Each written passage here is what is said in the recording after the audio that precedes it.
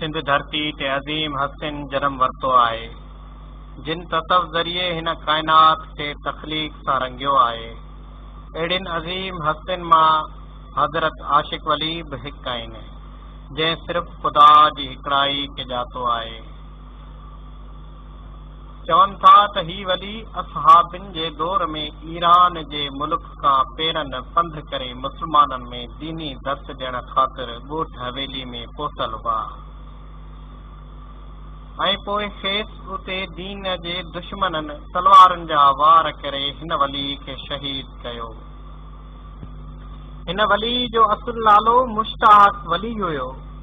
हिकु ॾींहुं सिंध जा मशहूर सूफ़ी शाइर हज़रत मंठार फ़कीर रहमतुल्लाह अलैहि जिन जो हिन दरगाह तां गुज़र थियो त खेस इहा शाइरी चई त आशिक वली अलाह जा कर महबूबनि सां मेड़ा। उन सूफ़ी शाइरी खां पोइ हिन मुश्ताक वली जो नालो आशिक वली सां मशहूर थियण लॻो ऐं अॼु बि इन इलाइक़े में आशिक वली सां हीअ दरगाह मशहूर आहे। कीअं आयो?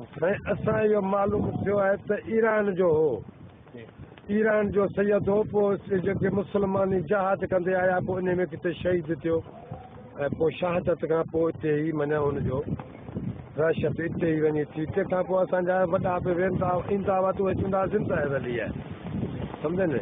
पोइ हिते जेके पोइ माना जेके वेही हिन आशिक वली जी दरगाह ढोरो नारो खां 10 किलोमीटरनि जे मुफ़ासिले ते ॻोठ हवेली में ज़मीन खां 1200 फुट जी ऊचाई ते हिकु थर जे दड़े ते मौजूदु आहे। हिन दरगाह ते जर जो खारो पाणी हुजण करे अक़ीदतमंदनि खे तमामु मुश्किलातुनि खे मुंहुं ॾियणो पवे थो।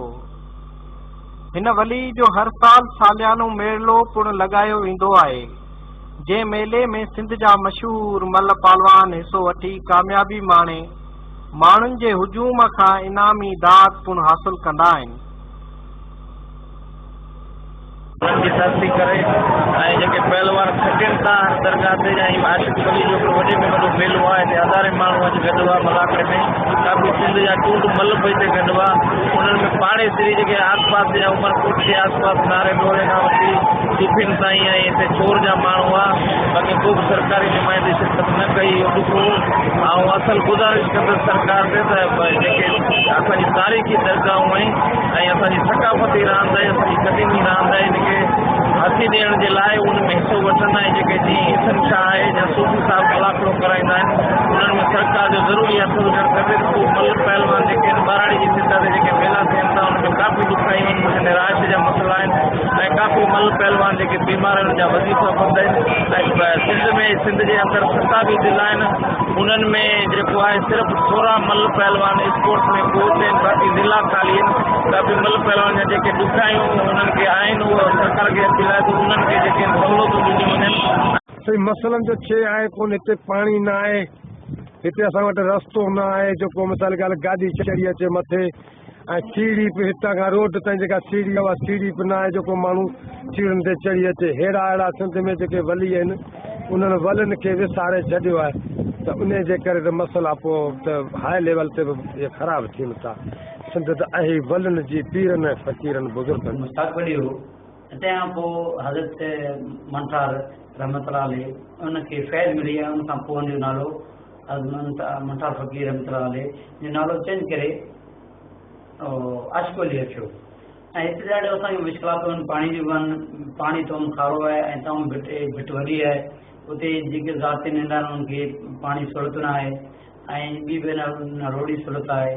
ऐं असां हिते तक़रीबन इहो 2-3 साल खां ई मल लॻाईंदा पिया अचूं ऐं इहो असां ॿुधो त असां वॾनि खां त भई हीउ दीन फैलाइण जी ख़ातिर अची हिते आया हुआ। ऐं हिते कुझु माण्हू इहे चवनि था ई माण्हू ऐं वली जेके आहिनि हिते शहीद आशिक वली मुतलिक मंठार फ़क़ीर जो हिकिड़ो शेर आहे त आशिक वली अलाह जा कर महबूबनि ते मेड़ो।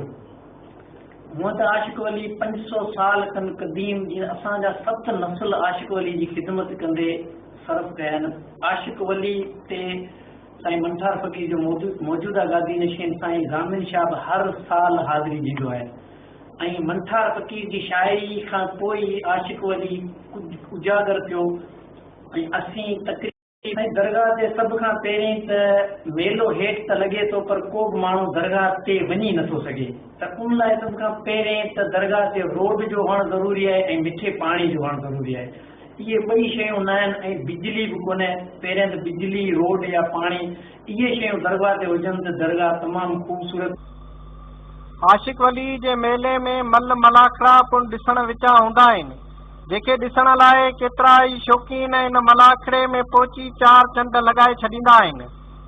सिंध हुकूमत खे घुर्जे त अहिड़ी दरगाहुनि ते अवामी सहूलियतूं फराहम कयूं वञनि त जीअं अक़ीदतमंदनि खे कंहिं मुश्किलातुनि खे मुंहुं न ॾियणो पवे। कैमरामैन सीबानो राजड़ सां गॾु राजा कबीर राजड़, KTN न्यूज़, धोरो नारो।